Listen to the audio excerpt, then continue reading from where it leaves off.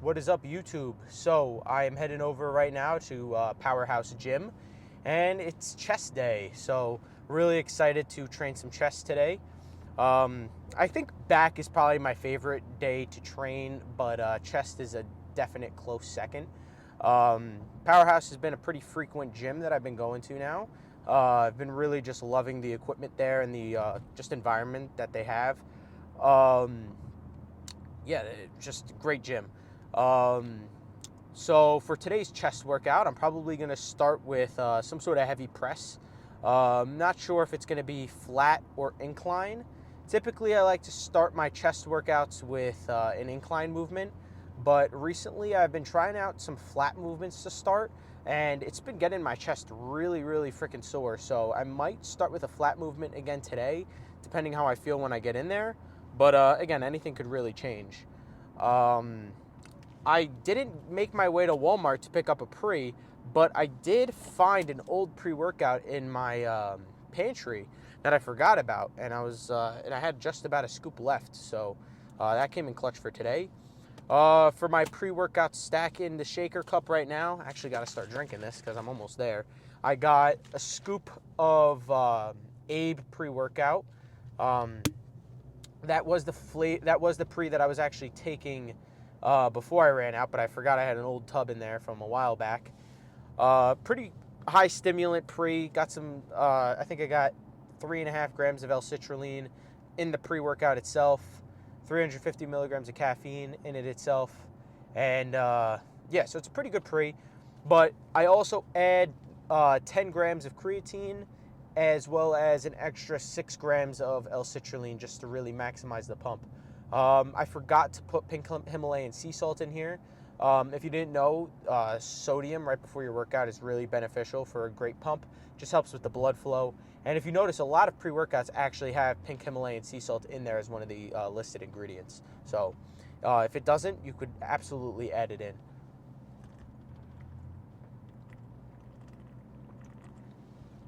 I did start to put creatine back into the pre-workout rather than taking it post-workout. I hate drinking it pre-workout because it gets all clumpy at the bottom, but dry scooping it at night when I just really want to go to bed is like hell to me. So I've been just trying to drink it beforehand and just dealing with the clumps. But yeah, back to the chest workout. Probably going to start with a heavy press, whether it's flat or incline, still to be determined.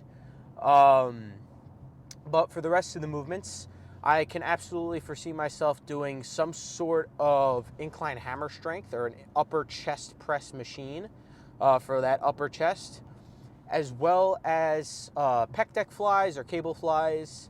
Basically, my order for chest is 3 presses in a row and then a fly to really wrap it all up together at the end. Chest days for me are no more than 10 sets and no less than 10 sets and no more than 15 sets. So I try to keep it within that range, I guess, of volume. My last leg day video, I posted it yesterday. I did put the sets and reps up in the clips of the workout, so I'll probably do that again just in case you all want to try to copy this workout. So yeah, but I'm basically there now.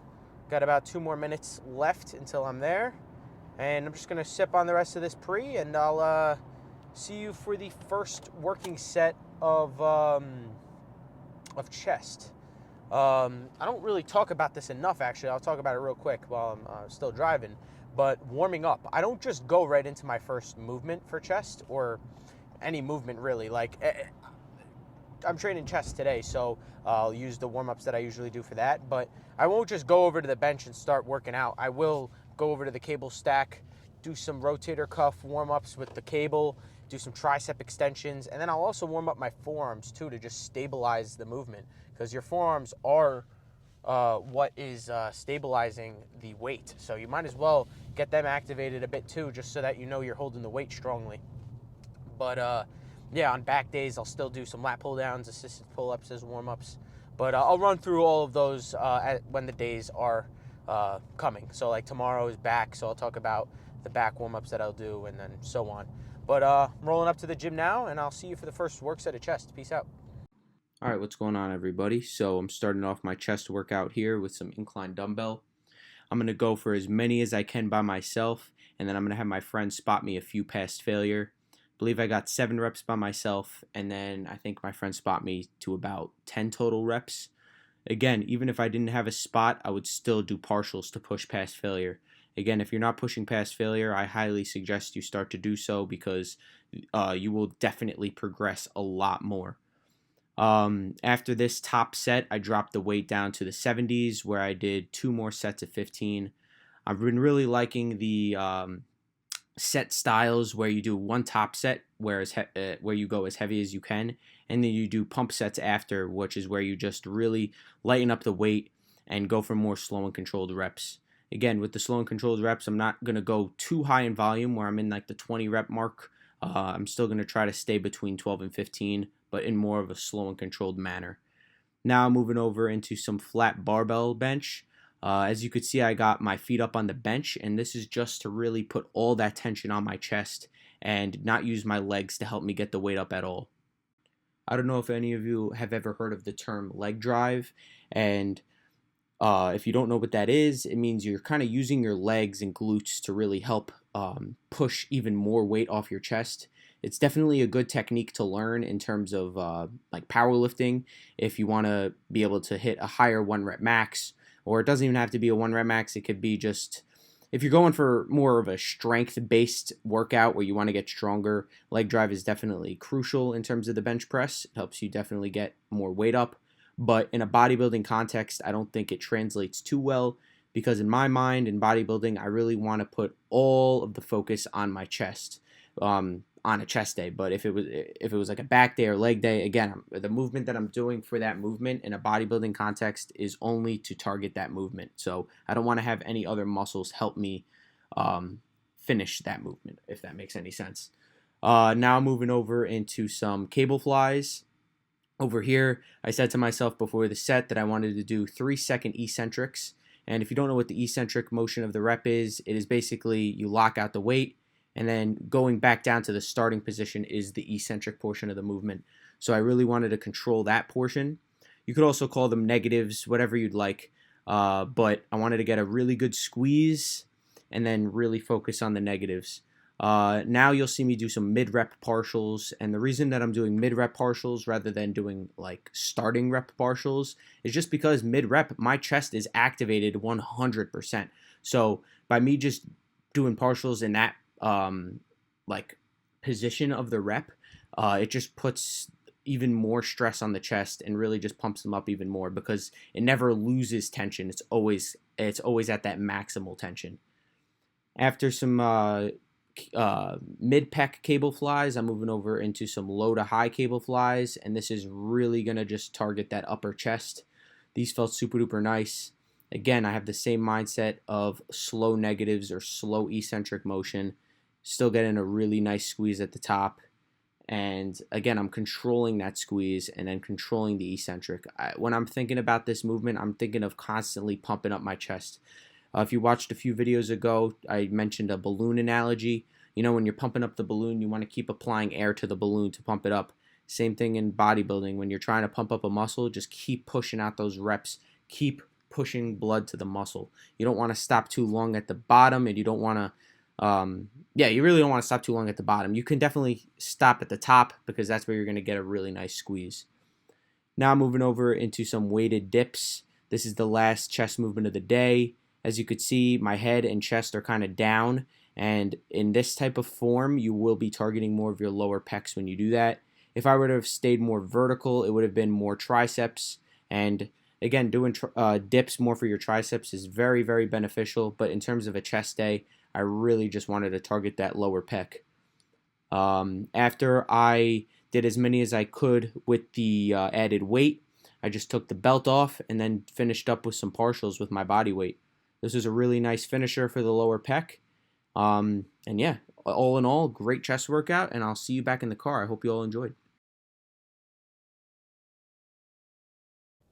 All right, everybody. So I just wrapped up my chest workout at Powerhouse, and let me tell you, that was one of the best chest workouts I have ever had. I don't know. I feel like I'm going to be saying that in every single video, just due to the fact that I feel like I'm going to give every workout my all, and I feel like every workout should be the best workout, hypothetically speaking. You know, um, if I'm giving it this much one week, I have to give it this much the next week, you know?